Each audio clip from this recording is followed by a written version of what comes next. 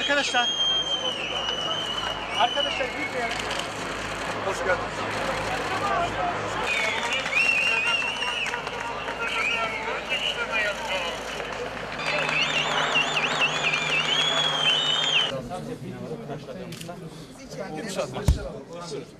Çalışmalar var.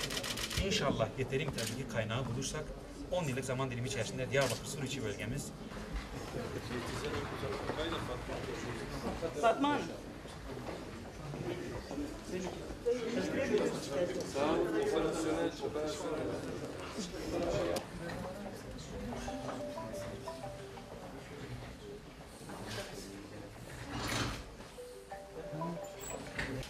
Bütün yaşamı felç etmiş.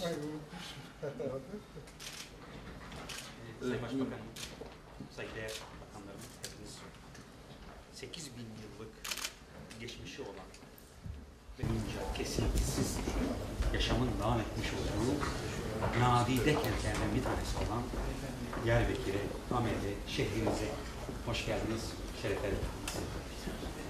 Sizleri Diyarbakır'da ağırlamaktan, böylesi bir atmosferin parçası olmaktan, İnşallah bu buluşma hepimizin arzu etmiş olduğu kalıcı, nihai, kardeşlik hukukunun tesis edildiği, onurlu bir barışın tesis edildiği ve huzurun artık ilelebet devam edeceği yakın bir geleceğe de bizi yakınlaştıracaktır Sayın Başbakan.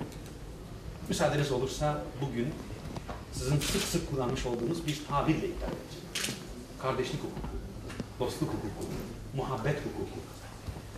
Bu hukuka dayanarak yerel yöneticilikte 10. yılımı geride verdim. Müsaadeniz olursa yerel yöneticilikte sizden daha ziyade benim 2 yıl olmuş. Bana müsaade etmediler ya. Sana bu Emin olun Sayın Başbakanım, kişi başına düşen yeşil alan oranını fideler etkiledi Sayın Başbakanım. O fideler tutmazdı, her yerimizi yapıyoruz. 15 yaşından küçük ağaç dikiliyoruz.